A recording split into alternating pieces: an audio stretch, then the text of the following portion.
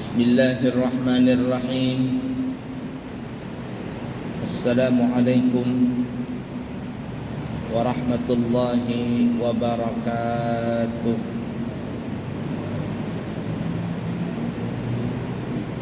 Alhamdulillahi rabbil alamin. Allahumma fasalli wa sallim ala sayyidina wa nabiyyina wa maulana Muhammadin wa ala alihi wa ashabihi wa azwajihi wa dzurriyyatihi wa man tabi'ahum bi ihsanin ila yaumiddin, amma ba'du. Bapak Ibu para jamaah sekalian yang disayangi Allah dan dicintai Allah,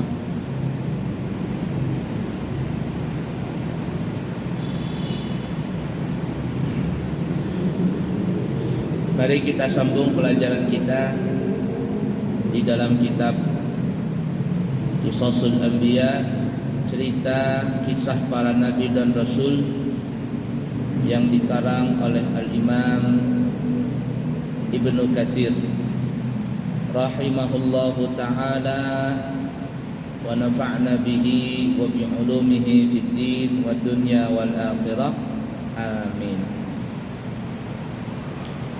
Pada pertemuan yang lalu kita telah sampai cerita Nabi Allah Musa sudah berhadap-hadapan dengan tukang sihirnya Fir'aun. Sudah saling hadap-hadapan nih, perang tanding. Nabi Musa hanya berdua dengan Nabi Allah Harun alaihi salatu wassalam. Sedangkan penyihir Fir'aun itu jumlahnya banyak. Ada yang mengatakan 40 orang tukang sihir, ada yang mengatakan 70 orang tukang sihir, ada yang mengatakan tukang sihirnya itu 12.000 orang, ada yang mengatakan 15.000 orang, ada yang mengatakan 19.000 orang tukang sihir, ada yang mengatakan 30 orang tukang sihir, ada yang mengatakan 70 orang tukang sihir, bahkan ada yang mengatakan 80 orang, 80.000 ya. 70.000, ada yang mengatakan 80.000 tukang sihir. Ini kalau seandainya bukan mukjizat dari Allah Ta'ala, gak bakalan menang Nabi Musa. Tapi karena Nabi Musa adalah seorang Nabi dan Rasul, dan Nabi Musa punya mukjizat bukan sihir, maka Nabi Musa dengan saudaranya Nabi Harun bisa mengalahkan jumlah tukang sihir Fir'aun yang sangat fantastis banyaknya. Dari 40 sampai 40 orang sampai 80.000 orang tukang sihir. Nah, setelah berhadap-hadapan, sudah saling mau mengadu kesaktian, maka apa yang terjadi? Disebutkan dalam surah Thaha ayat 65 sampai 69. Allah berfirman, A'udzu billahi minasy syaithanir rajim.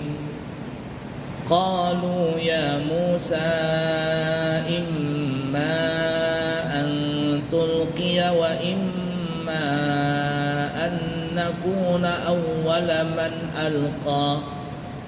قال بل ألقوا فإذا حبالهم وعصيهم يخيل إليه من سحرهم أنها تسعى فأوجس في نفسه خيفة موسى قلنا لا تخف إنك أنت الأعلى والق ما في يمينك تلقف ما صنعوا إنما صنعوا كيد ساحر ولا يفلح الساحر حيث أتى.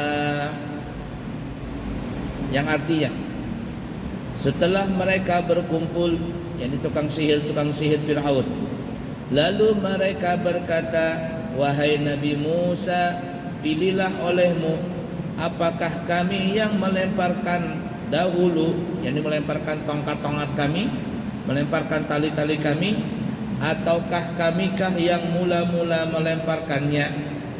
Jadi apakah engkau yang lempar duluan? Mohon maaf ya, apakah engkau wahai Nabi Musa melempar duluan atau kami yang melempar duluan?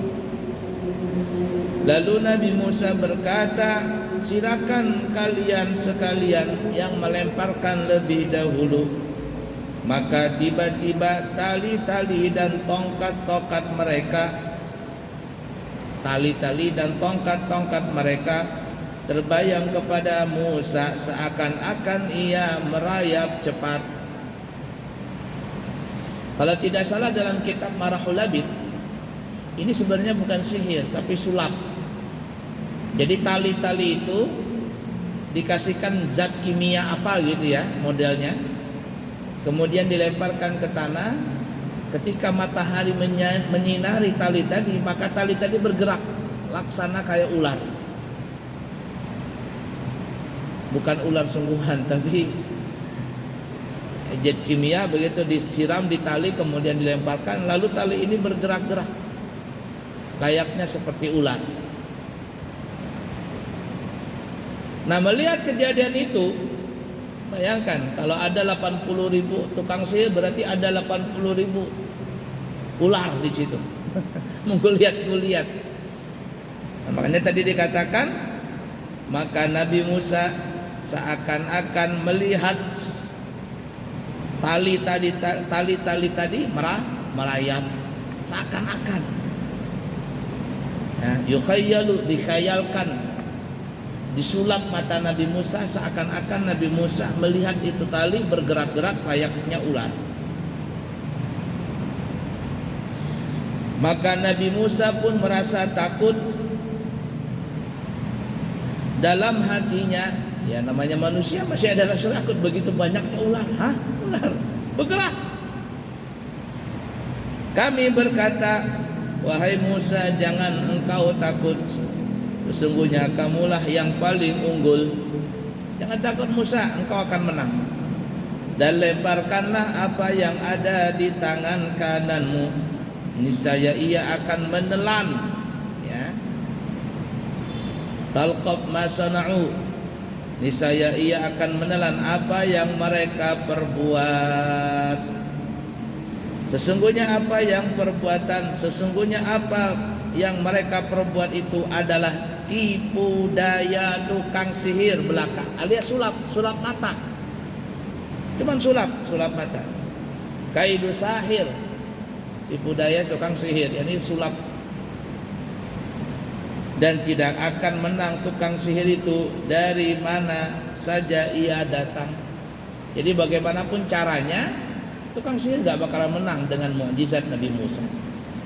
Karena mukjizat datang dari Allah. Kalau sulap mata itu cuma kecerdikan, kelihayan tangan saja. Nah, kita pernah cerita di sini bahwa ketika Nabi Musa melemparkan tongkat itu, maka berubahlah menjadi ular yang sangat besar sekali. Lalu ular tadi melahap semua ular-ular yang dibawa dari tukang sihir Fir'aun. Makan semua, habis. Dalam cerita yang lain dikatakan para penonton, para pemirsa, penonton, yang nonton pada saat itu kan jumlahnya ribuan, ratusan ribu, dan dikatakan banyak yang mati pada saat itu. Bukan mati karena tertelan ular, karena takut melihat ular Nabi Musa begitu besarnya. Lalu mereka terbirit-birit ketakutan semua. Lalu mereka mati dalam keadaan saling injak menginjak. Nah, itu saking besarnya ular Nabi Musa tadi.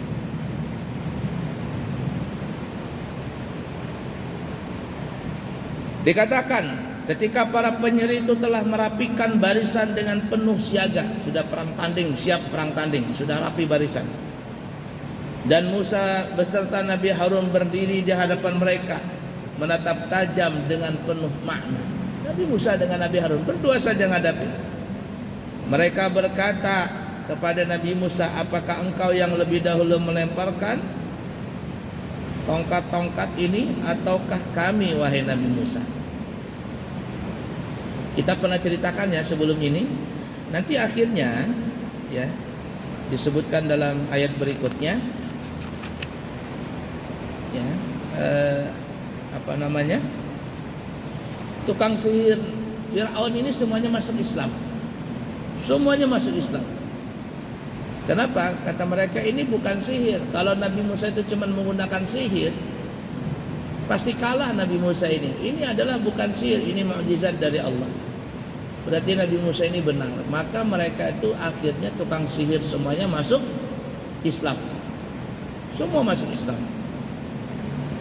Nah kata ulama ahli tasawuf, kenapa mereka itu bisa masuk Islam? Hanya sebentar saja, cuma beberapa menit mereka bisa berubah, hati mereka langsung masuk Islam. Nah kata para ulama ahli tasawuf, disebabkan mereka itu masuk Islam karena mereka itu mempunyai adab dengan Nabi Musa. Mereka punya adab dengan Nabi Musa.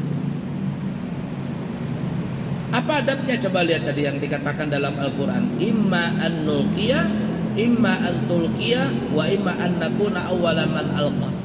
Jadi mereka ini minta izin dulu kepada Nabi Musa, basa-basi, wahai Nabi Musa, gimana, engkaukah yang melemparkan tongkat engkau atau kami yang duluan melemparkan?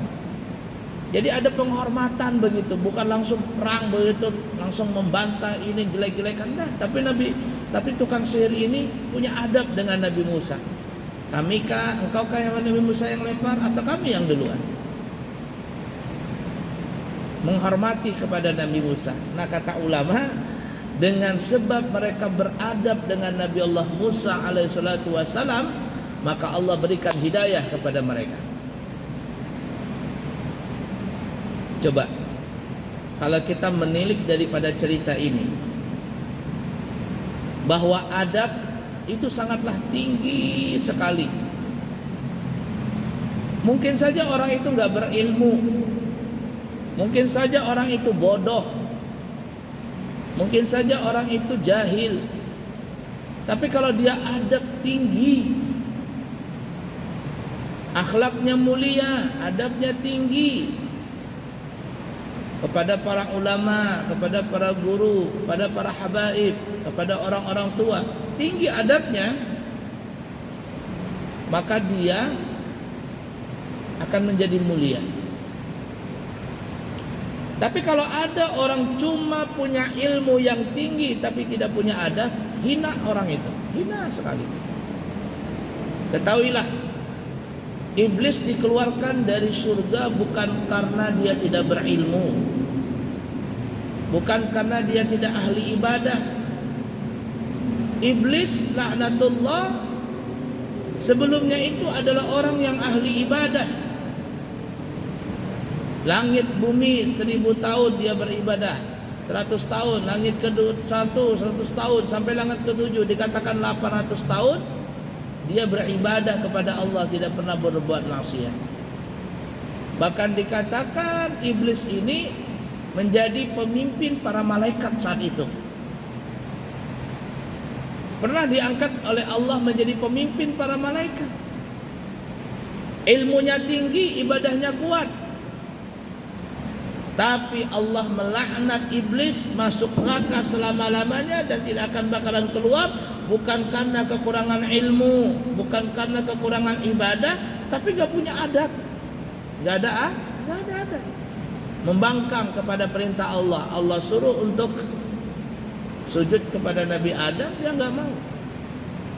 Iri dengki kepada Nabi Adam. Dia marah dengan Nabi Adam karena Nabi Adam dijadikan khalifah. Dia nggak rela kalau Nabi Adam itu menjadi nabi dan rasul sebagai pemimpin khalifah di muka bumi. Nggak mau dia. Tidak ada adab dengan Nabi Adam, maka Allah keluarkan iblis dari surga dan akhirnya masuk ke dalam neraka.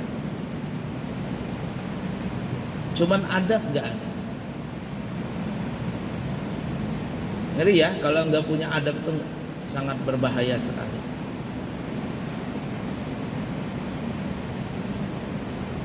La ilaha illallah. Nah, oleh karenanya nanti cerita selanjutnya para tukang sihir masuk Islam semuanya. Walaupun akhirnya mereka nanti dipancung, dibunuh oleh Firaun dengan tangan dan kaki dipotong berselang-seling. Kaki kanan dipotong, kaki kiri dipotong, selang-seling dipotong. Sampai akhirnya dipancung, dibunuh. Tapi mereka tidak goyah keimanan mereka. Kenapa? Karena mereka sudah masuk Islam. Mereka dapat hidayah tadi karena beradab dengan Nabi Allah Musa alaihissalatu wassalam. Jadi mereka berkata, apakah engkau wahai Nabi Musa yang melemparkan lebih dahulu, ataukah kami yang melemparkan dahulu? Kami punya tongkat dan tali ini. Nabi Musa menjawab, silakan kalianlah yang melemparkan lebih dahulu. Mereka telah menyiapkan segala perangkat sihir yang diperlukan, tongkat, tali, dan alat-alat yang lainnya yang dirancang untuk menggerakkan tali dan tongkat tersebut sehingga tampak benar-benar bergerak dan merambat. Tongkat dan tali-tali itu bergerak bukan karena bernyawa, tetapi karena digerakkan oleh alat dan perangkat yang lainnya. Jadi cuman sulap. Cuman sulap, pakai tali, pakai ini. Dalam cerita yang lain yang kita katakan tadi, dikasih zat kimia. Tali-tali itu kayak disiram zat, kemudian dilemparkan ke tanah, kena matahari, bergerak dia. Selanjutnya mereka penyihir penglihatan penglihatan para penonton sambil menakut-nakuti mereka. Ya, mereka menyihir para penonton sambil menakut-nakuti mereka. Kemudian mereka melemparkan tongkat dan tali temali yang telah dirancang itu dengan mengatakan, demi keagungan dan perkasan Firaun, sungguh kami akan benar-benar menang.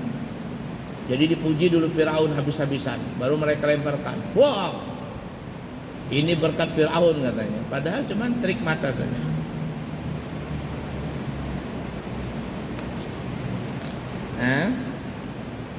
Disebutkan dalam surah Al-A'raf ayat 116, Allah Subhanahu wa taala berfirman, "Falamma alqaw saharu a'yunan nasi wastarhabuhum waja'u bisihrin 'azim." Maka tatkala mereka melemparkan tali dan tongkat mereka menyulap mata-mata orang-orang yang hadir di situ dan menjadikan orang-orang banyak itu menjadi takut semuanya. 80.000 ular bergerak, padahal bukan asli, itu cuma trik sulap mata. Serta mereka mendatangkan sihir yang besar yang sangat menakjubkan.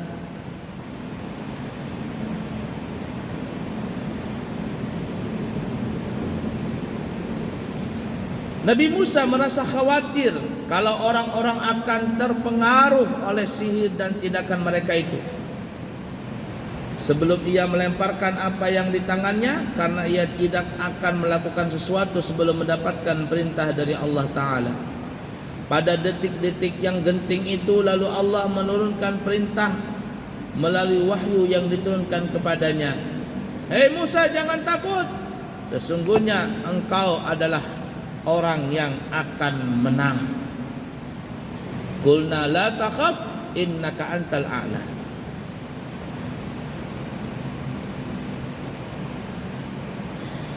Dan lemparkanlah apa yang ada di tangan kananmu, niscaya ia akan menelan apa yang mereka telah perbuat. Sesungguhnya apa yang mereka perbuat itu adalah tipu daya tukang sihir belaka. Dan tidak akan menang tukang sihir itu dari mana apapun juga arahnya. Dalam surah Yunus ayat 81 sampai 82 Allah berfirman, "Falamma alqaw qala Musa ma jitum bihi sihr innallaha sayubtiluh innallaha la yuslihu amalal mufsidin." wa yuhiqqullahu al-haqqa bikalimatihi walau karihal mujrimun. Maka setelah mereka lemparkan, ini melemparkan tali-tali tadi, Nabi Musa berkata, apa yang kalian lakukan itu hanyalah sihir belaka. Sesungguhnya Allah akan menampakkan ketidakkebenaran kalian itu. Ini Allah akan tampakkan kebohongan kalian itu. Sesungguhnya Allah tidak akan membiarkan terus berlangsung pekerjaan dari orang-orang yang membuat kerusakan. Dan Allah akan mengokohkan yang benar dengan ketetapannya, walaupun orang-orang yang berbuat dosa itu tidak menyukainya.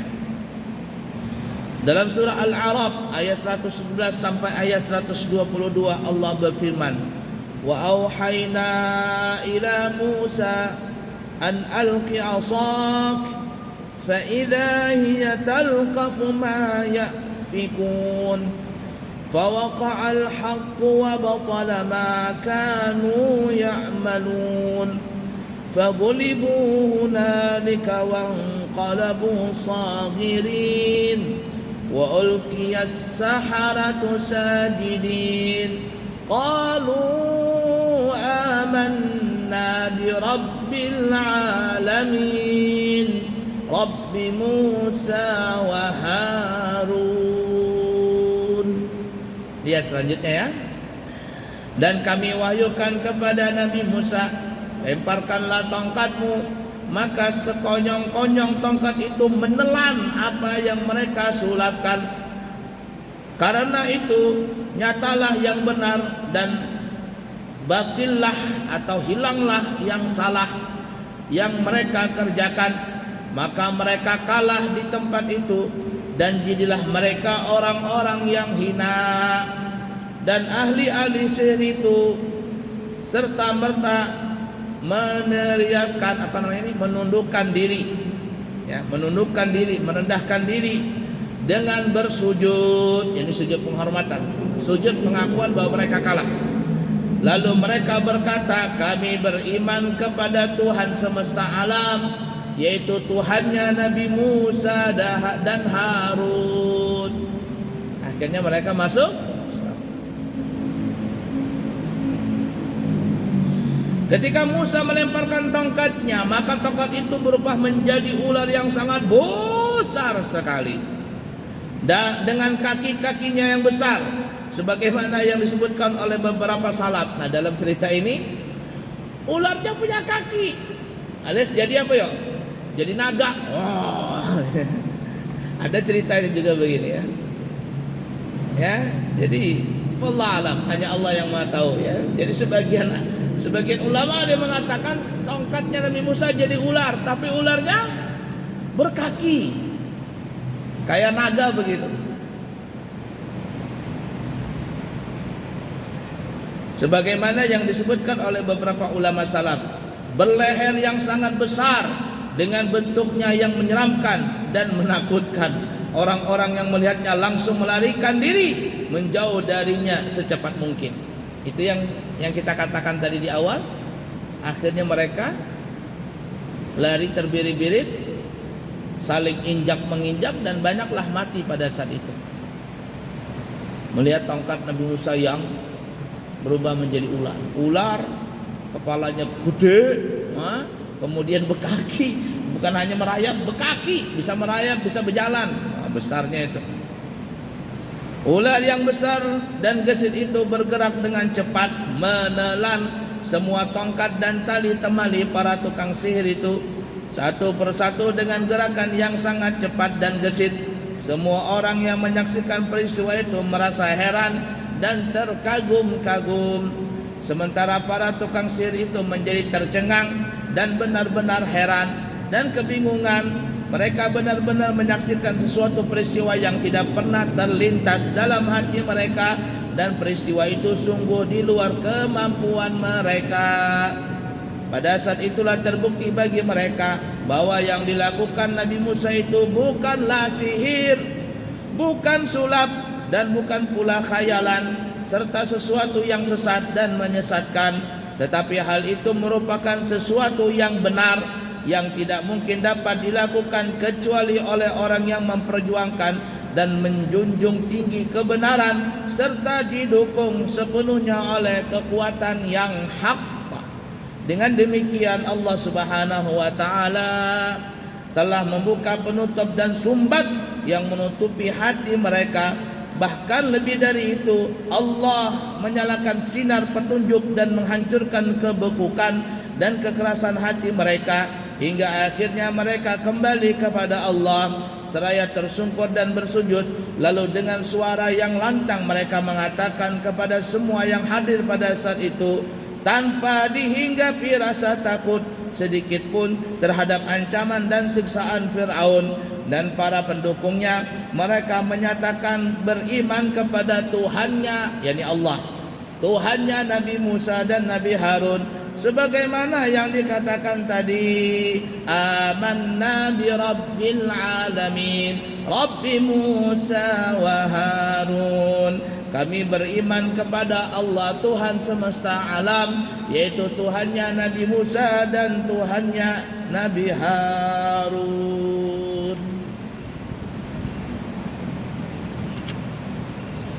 La ilaha illallah. Panjang lagi ya. Salat kesambung lagi.